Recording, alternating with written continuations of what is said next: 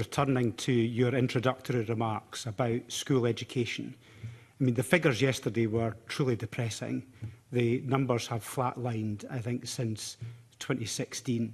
And University of Scotland were very clear that they may remain broadly static since that period when the campaign was launched by Nicola Sturgeon. My question to you is, have you got a message to government about how that failure to narrow the gap is having an impact on your work? So I think University of Scotland have a very clear position on this, and they see that as being the main barrier in order that fair access can be achieved.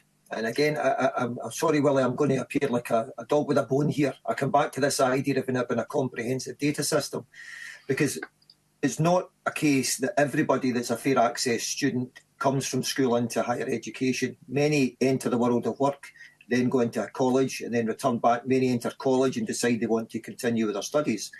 So some of that work that's going on, while it certainly is not positive, and nobody could suggest that it's positive, the results were released yesterday, it nevertheless undoubtedly will be the case is that many of those young people will move into further education, will begin to realise their talent in further education, will decide that actually higher education is an option for me and it's one that I would like to pursue, and then will articulate into university at a later stage.